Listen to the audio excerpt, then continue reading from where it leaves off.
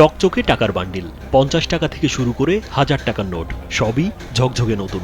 চোখে দেখে বোঝার উপায় নেই একটি টাকাও আসল নয়। দেশি থেকে বিদেশি সবই বানানো হতো এখানে। সম্ভাব্য হয়তো এগুলো তারা জাল নোটগুলো এইভাবে মানি এক্সচেঞ্জের নাম করে চালাচ্ছে।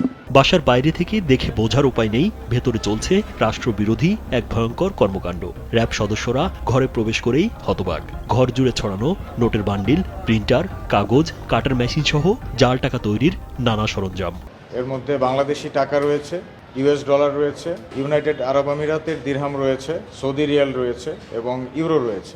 এমনই এক জাল টাকা তৈরির কারখানার সন্ধান মিলেছে চট্টগ্রামের বাকলিয়ায়। দীর্ঘদিন ধরেই গোপনে চলছিল এই অবৈধ টাকার কারবার। অবশেষে র‍্যাবের অভিযানে বেরিয়ে আসে এই চাঞ্চল্যকর চক্রের কর্মকাণ্ড।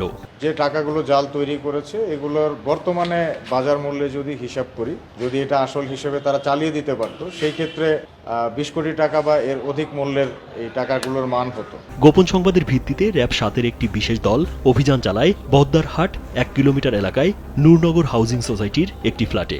এ সময় উদ্ধার করা হয় বিপুল পরিমাণ দেশি ও বিদেশি নকল মুদ্রা। গোপন তথ্যের ভিত্তিতে জানতে পারি যে বাকুলিয়ার এই এলাকাটাতে একটি ফ্ল্যাট বাসার ভিতরে বেশ কিছু জাল নোট বিক্রি হচ্ছে, এই ধরনের একটা তথ্য পাই। তো সেই তথ্যের ভিত্তিতে আমরা অভিযান পরিচালনা করি এবং এই বিল্ডিংয়ের বাসাটা আমরা চেক করি এবং চেক করে সেখানে বিপুল পরিমাণে বিভিন্ন দেশীয় জাল নোট পাই আমরা। অভিযান চলাকালে ঘটনাস্থল থেকে এক ব্যক্তিকে আটক করা হয়। প্রাথমিক জিজ্ঞাসাবাদে জানা যায় একটি সংঘবদ্ধ জাল টাকা তৈরি চক্রের সক্রিয় সদস্য। দীর্ঘদিন ধরে এই ফ্ল্যাটে থেকেই সে চক্রের সদস্যদের সহযোগিতায় জাল টাকা তৈরি ও বাজারজাত করা হতো।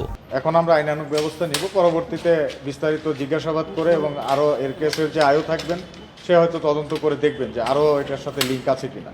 আমরাও জিজ্ঞাসাবাদ করে দেখছি। অভিযান শেষে স্থানীয়দের মধ্যে তৈরি হয় চাঞ্চল্য। অনেকে অবাক, এতদিন প্রতিবেশীর ঘরেই এমন ভয়ঙ্কর কাজ চলছিল, কেউ টেরই পায়নি। রাজীব বিশ্বাস, কালবেলা।